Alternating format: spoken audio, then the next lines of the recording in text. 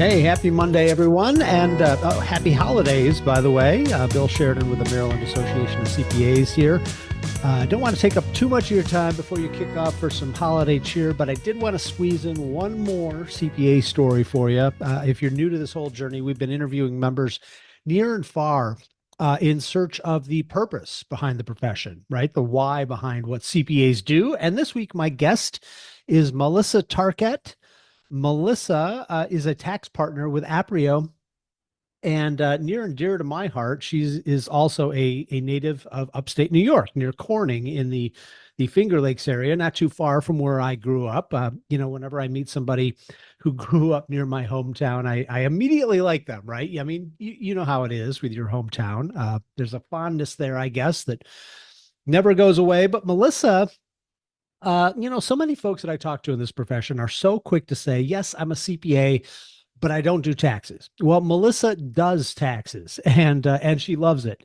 It plays right into her passion for helping people. And she says taxes are really deeply personal when you think about it, especially when you think about how they directly impact a person's or a family's bottom line. And she loves making that meaningful impact at that very personal level. Great stuff here this week. Here is Melissa Tarkett with her So CPA story. 20 years ago, I moved to Maryland to finish my education at Towson. Okay, cool. So I came down for my junior, senior years at Towson, business administration, legal studies as the concentration. I thought I was going to go to law school, and I kind of chickened out, but also I was seeing that a lot of friends that I had that had gone that route were having trouble getting jobs. Okay. And that was a result of the economy at that point. And so I ended up at a small tax-only accounting firm answering phones.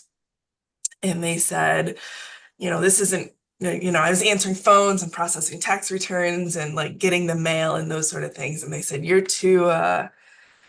you seem too smart to want to do this for the rest of your life. What do you want to do? And I said, I haven't quite figured that out yet. I'm trying to feel my way through things. And they said, you should be a tax accountant. I said, great, I'll do that. And that's just kind of what I've been doing now for 17-ish years. So did they send you back to school to study? Okay.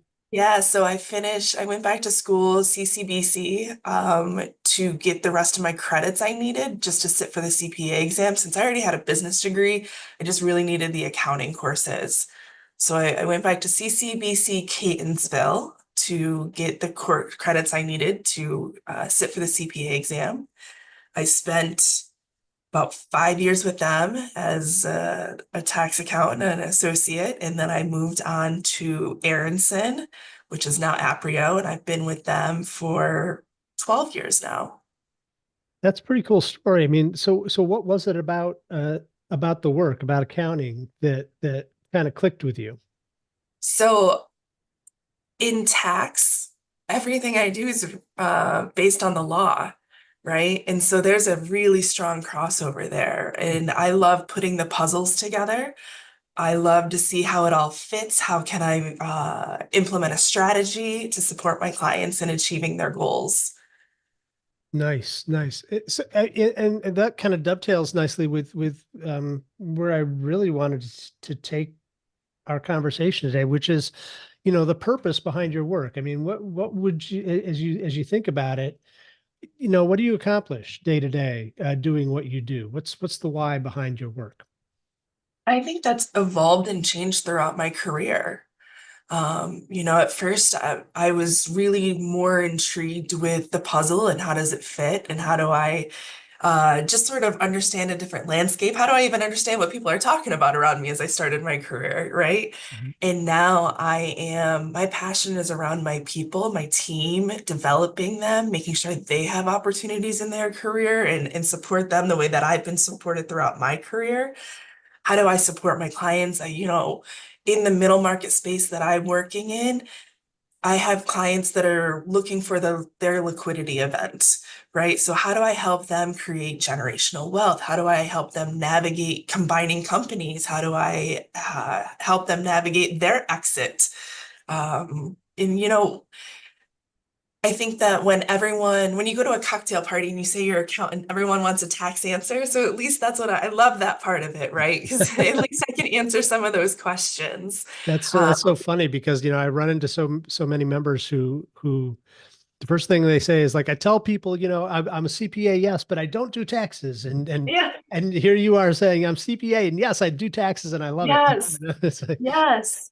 Well, it's about the cash in their pocket, right? I think that taxes are deeply personal, especially for individuals, right? If I'm going to tell someone they've got to write a large check, I better know it's right, that's right. right? That's a very personal, when I'm impacting someone's bank account, that's very personal. And I am involved in I get to know them so well and I see their families evolve.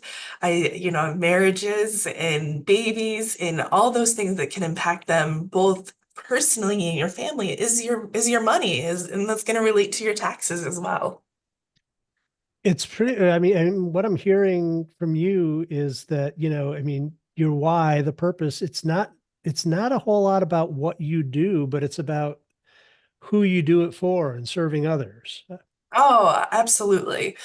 Um, I get out of bed in the morning excited to see how I can support someone else. I think the terminology that's I'm a servant leader, right? I want to support others, I want to help others. And there's a lot of fields out there that have that. Mhm. Teachers are helpers and nurses are helpers, and I think that accountants are also helpers. We are a backbone of, all financial industries and businesses. But I like to do it on a much more personal scale, a much smaller scale. I love the middle market with smaller businesses. They really drive our economy, and I love that personal aspect of it. So, Melissa, if you were to run into, a high school or college student who kind of like you, thinking they're going one way, but not really sure where they're going to end up. I mean, what would you tell them about accounting? I think that there is a great opportunity in accounting for those that are interested. I think that it's not at all what you think about in classes. And, when I was first in college, I didn't think I wanted to be an accountant because I thought it was going to be boring. I thought that it was like, oh, you're just going to be crunching numbers, you're going to be behind a desk, and that's it. I spend my entire days really collaborating with people, whether it's my clients or my team. We're solving problems and puzzles. We're putting strategy together and executing against that. So it's much more, it's much broader than what you see in your textbooks, right? I think that you're learning how to first approach the problem, but now we get to see it all the way through. Now we get to see how do we really take it to the next level. You're not the first person that I've talked to who's kind of described it at that level of looking at the critical thinking aspect of it. You mentioned solving a puzzle. I've heard that a Yeah. few times. The structure behind it and the idea that there's an answer there somewhere, and it's our job to kind of dig deep and find out Yeah. what that is. I mean, is that obviously sounds like something that clicked with you with this. That's what's always been fascinating to me, right? And no transaction or scenario is exactly the same as another. I think that everyone approaches things a little bit differently. No one's running their business exactly the same way. So there'll be key aspects, but it's really how do you break it down and create a tailored solution for each and every different scenario.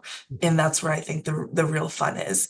I was under the misconception that this was going to be all math all the time. And while that is a play, I think that if you can work through some Excel spreadsheets, the math gets taken care of pretty easily for you. It's the higher level thinking that I didn't know when I first went into this that that's where it would really be, and that's where I find the joy. Great stuff there from Melissa Tarkett. So glad that she could take time out of her busy schedule to be here today. And we want to hear from you too. So head on over to macpa.org/Y and share your story with us as we try to offer a little bit of inspiration to the next generation of accounting and finance professionals. We want to hear what your CPA purpose is as well. And that's all I got for you this week, folks. Thanks for being here. As always, we'll be back again next week. More stories to share then. Until then, hey, best wishes for a very happy holiday season. And we'll see you again next week. Take care.